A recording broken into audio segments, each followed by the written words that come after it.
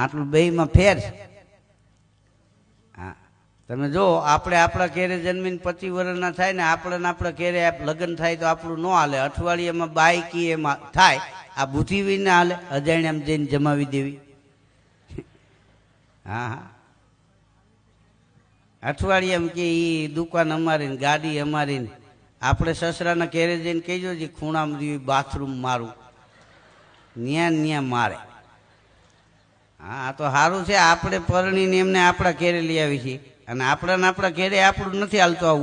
ઊંધું હોત, બૈરાઓ જાન જોડીને આવે ને આપણને પરણીને એના ઘેરે લઈ જાય, હા તો શું થાત? વિદાય વખતે બાપ દીકરો કેવા માંડવામાં ગળે બથું ભરીને રોતા હોત, એ બાપા જલ્દી વાયણ્યું મોકલજો. અને સવારે નવેડામાં લુગડા ધોતા હોય, ધોકો મારે બીડી ઠરી જાય.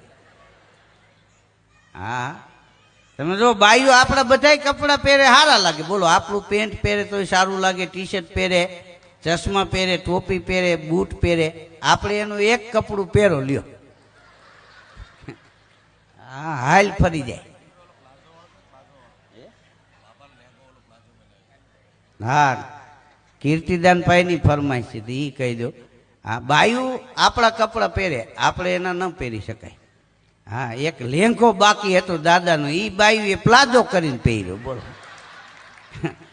હા, ગામડેથી એક ભાઈ સિટીમાં રહેવા ગયો ને તો એની ઘરવાળી કે ચંપાબેન સામેવાળા રહ્યા ને, એને એ કે પ્લાઝો લીધો, એવો પ્લાઝો લઈ ગયો, પગાર આવ્યો નતો. 2 દી માથાકૂટ થઈ હતી. એક દી સવારમાં દાદાનો લેંઘો થેલીમાં નાખી અને વયો ગયો, પીળા કલરમાં રંગાવીને લઈ આવ્યો.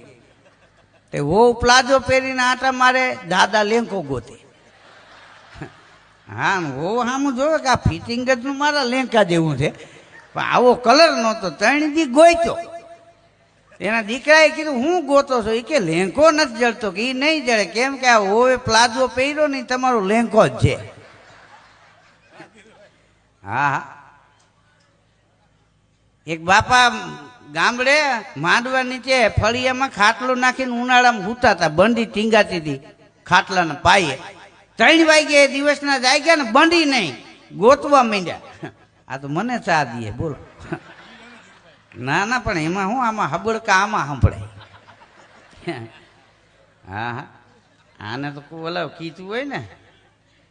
હા, આમથી ફરમાઈશ આવે છે.